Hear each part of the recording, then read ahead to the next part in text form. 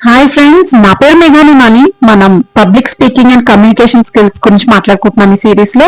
నేను యాక్చువల్ గా speech therapy తీసుకున్నాను.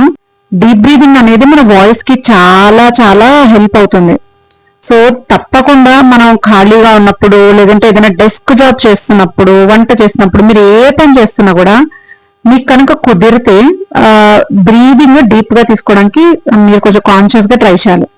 దీనివల్ల నా పర్సనల్ ఎక్స్పీరియన్స్ అంటే నేను చేస్తాను కూడా అని నేను మీకు చెప్తున్నాను.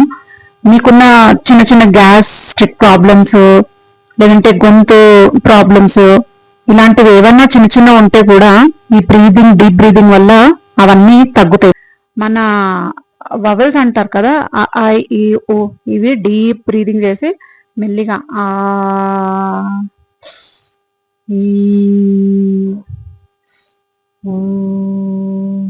ఇలా మన బబుల్స్ లాస్ట్ లో ఆ ఓం ఓం ఇది కూడా మనము బాగా 2 to 3 times వల్ల వేస్తే మన వోకల్ కార్డ్స్ కి అదే ఎక్సర్సైజ్.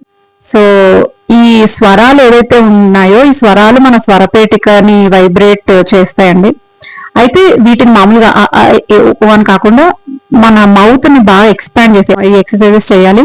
అలాగే మీకు లాస్ట్ వీడియోలో నేను లిప్ ట్రిల్, టంగ్ ట్రిల్ కూడా చెప్పాను.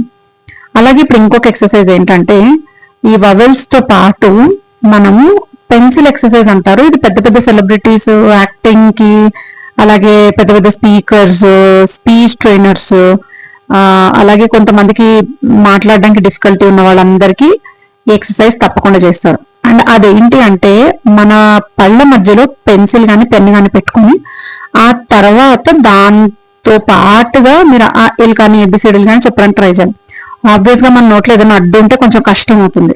సో ఎప్పుడైతే మీరు ఒక అడ్డుతో ప్రాక్టీస్ చేశారో, అడ్డు తొలగగానే మీ వొకాబులరీ చాలా ఈజీగా అనిపిస్తుంది. నేను ఇప్పుడు ఇది చూపిస్తాను.